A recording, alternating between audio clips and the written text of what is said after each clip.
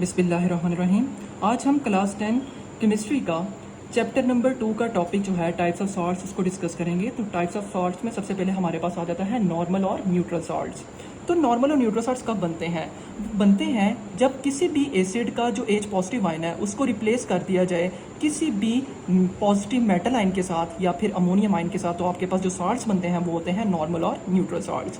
जो नॉर्मल और neutral salts होते हैं इन दी सॉल्ट्स और न्यूट्रल टू लिटमस। ये लिटमस पेपर के ऊपर न्यूट्रल पीएच शो करते हैं, यानी इनकी जो पीएच होती है वो ऑलमोस्ट 7 होती है। ठीक है, तो नॉर्मल और न्यूट्रल सॉल्ट्स को एक्सप्लेन करने के लिए जब एग्जांपल्स देखते हैं तो फिर आपको ये डेफिनेशन भी क्लियर हो जाएगी। देखें, आपके पास HCl हाइड्रोक्लोरिक एसिड है और साथ में आपके पास पोटेशियम हाइड्रोक्साइड, ये बेसिकली आपके पास बेस है। अब हाइड्रोक्लोरिक एसिड है, इसको मैं लिख देता हूँ यहाँ पर, ये एसिड है और यहाँ पर ये जो K है ये एक मेटल है। ठीक है, यानी ये ग्रुप 1 और ग्रुप 2 से बिलोंग करने वाले आपके पास पीरियोडिक टेबल में जो एलिमेंट्स होते हैं उनको हम मेटल्स कहते हैं, जो इजीली इलेक्ट्रॉन्स को लूज कर देते हैं। अब हमने यहाँ पर क्या करना था, ये नॉर्मल और न्यूट्रल सॉल्ट्स किस तरह बनते हैं कि एसिड का जो H पॉजिटिव आयन है वो पॉजिटिव मेटल आयन के साथ रिप्लेस कर देंगे, यानी इस K की जगह H आ जाएगा और इस H की जगह K आ जाएगा। तो आपके पास जो सॉल्ट तैयार होंगे वो कौन से सॉल्ट्स होंगे, वो नॉर्मल और न्यूट्रल सॉल्ट होंगे। जैसे कि यहाँ पर आपके पास जो सॉल्ट बना है वो पोटेशियम क्लोराइड बना है। किस तरह से बना कि हाइड्रोक्लोरिक एसिड का जो H है उसको रिप्लेस कर देना है आपने इस पॉजिटिव मेटल आयन के साथ। ठीक है, अब पोटेशियम के ऊपर पॉजिटिव चार्ज होता है ना बेसिकली, और हाइड्रोक्साइड के ऊपर आपके पास नेगेटिव चार्ज होता है। तो हाइड्रोजन एसिड का उसको रिप्लेस कर देंगे हम पॉजिटिव मेटल आयन के साथ।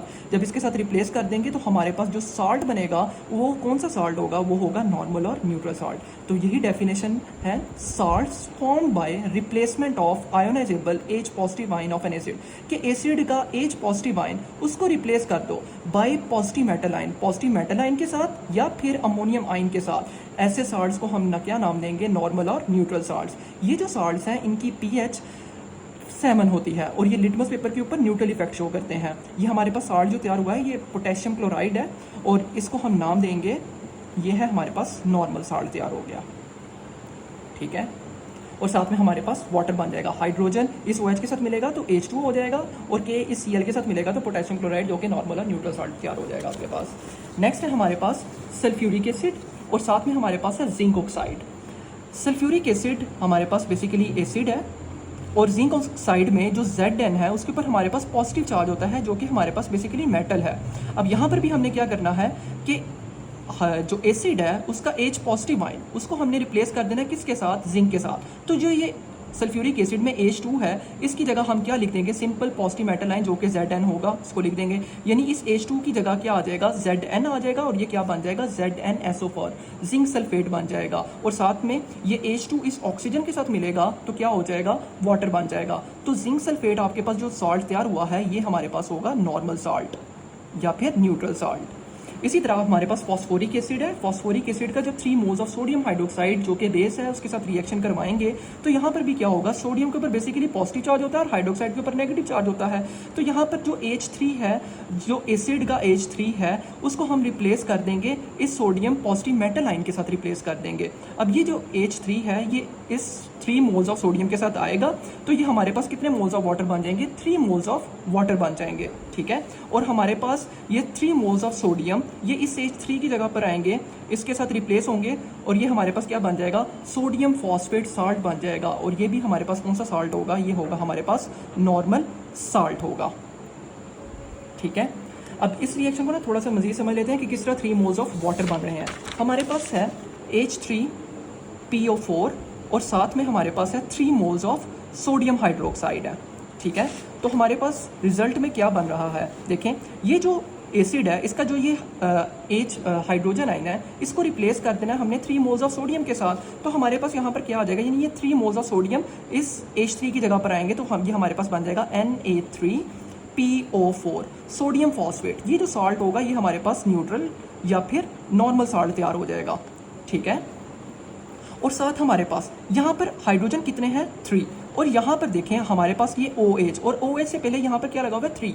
इस 3 का मतलब है कि ये 3 मोल्स ऑफ सोडियम भी है, 3 मोल्स ऑफ ऑक्सीजन भी है और 3 मोल्स ऑफ हाइड्रोजन भी है। तो हमारे पास पूरे रिएक्शन में जो रिएक्टेंट्स में टोटल हाइड्रोजन काउंट कर लेते हैं कितने हैं, 3 ये और 3 हाइड्रोजन, कितने हो गए टोटल हाइड्रोजन हमारे पास? 6 हाइड्रोजन हो जाएंगे। तो 6 हाइड्रोजन को लिखने का तरीका है, मैं शुरू में 3 लगा देता हूँ और हाइड्रोजन के साथ H2 लगा देता हूँ, तो 3 2s आर हमारे पास 6 हो जाएगा। इस तरह से इक्वेशन को बैलेंस किया जाता है। और यहाँ पर हमारे पास ऑक्सीजन PO4 तो हमारे पास कंज्यूम हो गया ना नॉर्मल और न्यूट्रल सॉल्ट बन के, सिर्फ और सिर्फ हमारे पास कितने ऑक्सीजन रह जाएंगे? 3 मोल्स ऑफ ऑक्सीजन रह जाएंगे। तो देखें शुरू में हमने 3 लगा दिया है, तो 3 मोल्स ऑफ ऑक्सीजन भी बन जाएंगे, तो ये हमारे पास बेसिकली 3 मोल्स ऑफ वाटर बन जाएगा। तो इस तरह से ये रिएक्शन जो होगा वो बैलेंस होगा। नेक्स्ट हमारे पास रिएक्शन है, हमारे पास नाइट्रिक एसिड है। नाइट्रिक एसिड को का रिएक्शन करवाया हुआ है अमोनियम हाइड्रोक्साइड के साथ, जो कि हमारे पास बेसिकली बेस है। हमने डेफिनेशन के अंदर पढ़ा था कि जो एसिड है उसका हाइड्रोजन यानी H पॉजिटिव आयन उसको रिप्लेस कर देना है या तो पॉजिटिव मेटल आयन के साथ, अगर पॉजिटिव मेटल आयन नहीं होगा तो हम उसको रिप्लेस कर देंगे अमोनियम आयन के साथ। तो देखें यहाँ पर रिएक्शन में हमारे पास अमोनियम आयन बेसिकली मौजूद है, ठीक है, NH4 मौजूद है, और यहाँ पर एसिड में हाइड्रोजन मौजूद है। तो एसिड का हाइड्रोजन इसको रिप्लेस कर देंगे NH4 के साथ, ठीक है। इस हाइड्रोजन की जगह क्या आ जाएगा? NH4 आ जाएगा ये वाला। तो ये क्या बन जाएगा आपके पास? अमोनियम नाइट्रेट साल्ट बन जाएगा NH4NO3, सिंपल। इस हाइड्रोजन की जगह कौन आ जाएगा? NH4 आ जाएगा, तो क्या हो जाएगा? NH4NO3।